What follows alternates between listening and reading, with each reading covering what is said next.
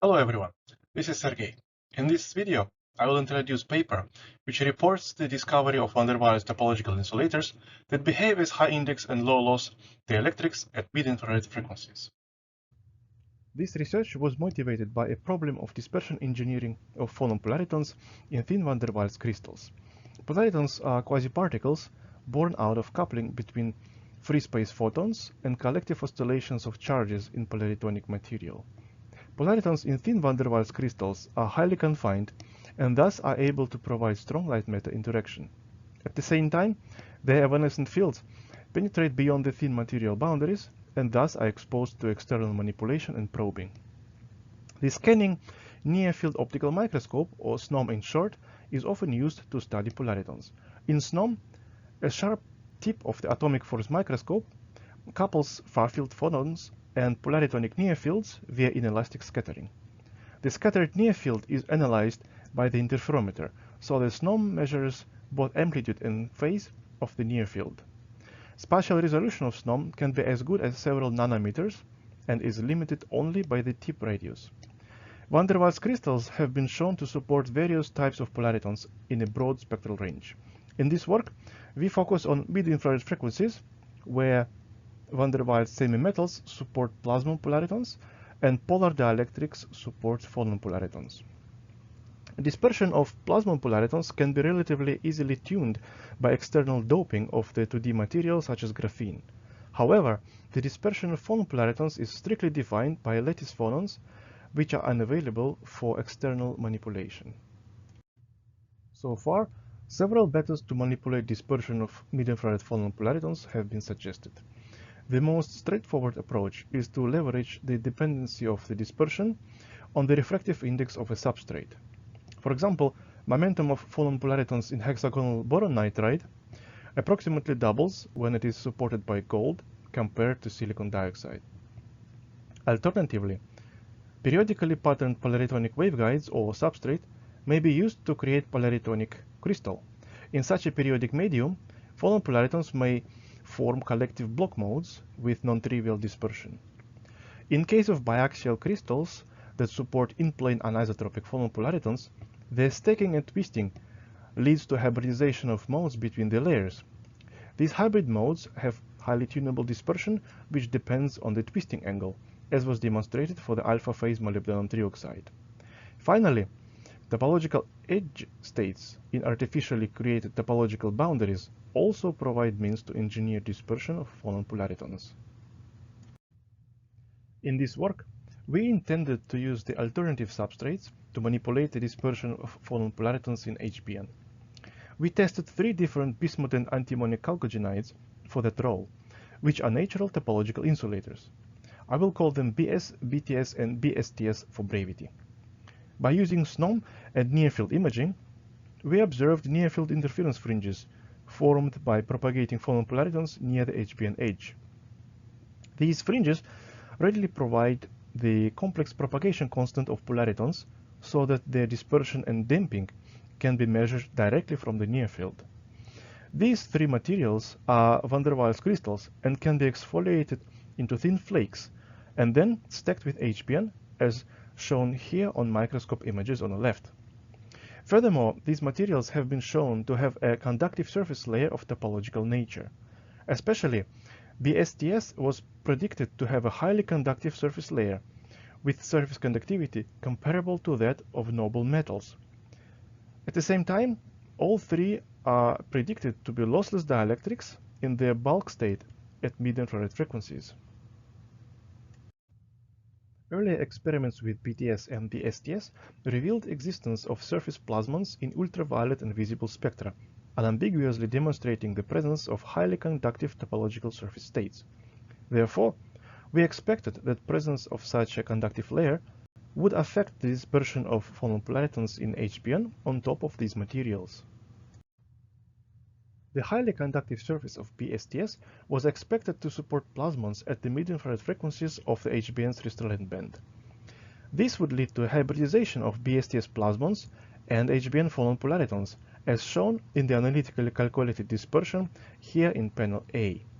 This was calculated based on the published data for the surface conductivity of BSTS measured in DC regime by several research groups. Points 1 and 2 indicate the splitting of the first-order phonon polariton mode in HBN due to its partial hybridization with plasmon mode of the adjacent PSTS surface. Point 3 corresponds to the plasmon mode of the bottom side of PSTS far from HBN, and point 4 is the second-order phonon polariton mode in HBN. All these modes are also shown by their field profiles in panel B on the right. The lower panel C shows the same dispersion for artificially low ohmic loss in the topological layer. In this case, phonon polaritons are not damped, and dispersion splitting is clearly visible. The near-field imaging of HBN on different topological insulators revealed the dispersion of phonon polaritons via the near-field interference fringes as explained earlier. Blue data points on panels A to D show the experimentally measured dispersion overlapped with the calculated dispersion using the previously reported conductivity of the topological layer and the bulk. Red dashed lines indicate the dispersion of phonon polaritons without the topological surface layer. Surprisingly, every measured case showed that phonon polaritons behave as there is no conductive surface layer. This includes two PSTS samples with HBN of significantly different thicknesses of 30 and 150 nanometer, where the mode hybridization was expected to be the most prominent. In order to verify these unexpected results, we compared the phonon polaritons damping when HBN was supported by topological insulators or a silicon wafer, which is practically lossless at the mid-infrared frequencies. As a figure of merit of polariton damping, we used normalized propagation length in polaritonic wavelengths. Note that here we use deep-launched polaritons that produce near-field fringes with almost twice larger damping. In agreement with dispersion measurements, figure of merit in all samples is very similar to that in HBN on silicon. This indicates that the interfacial topological layer does not contribute any loss to the phonon polaritons in HBN. Since these results do not agree with theoretical predictions, we used another method to verify the validity of our measurements. In order to probe the electromagnetic loss in the sample, we leveraged the unique way of how SNOM analyzes the near-field data. It is based on the demodulation of the detector's output at the higher harmonics of the nanotip oscillation frequency. In this way, the background is mostly removed and only the near-field signal remains. In practice, third and fourth demodulation harmonics are considered background-free and typically have high signal-to-noise ratio. However, due to the exponentially decaying near-field amplitude, the near-field signal is nonlinear as well, so that different demodulation harmonics carry the information about the near-field scattering from different volume under the nanotip. The higher the harmonic, the smaller volume is probed. At the same time, the phase of the SNOM output is associated with the electromagnetic loss in the sample. Therefore, the phase difference between the different demodulation harmonics provides information about the loss in different volumes under the nanotip. If sample is lossy, this difference will be a finite number, but if sample is lossless, this difference will be close to zero. Here is the near-field phase difference mapped over the two HBN samples on PSTS flakes. Both samples have some loss in HBN as expected from a polaritonic material. But the loss is almost zero in PSTS. According to theoretical predictions, the topological surface layer of PSTS should introduce significant ohmic loss. However, yet again, the topological conductive layer remains undetected.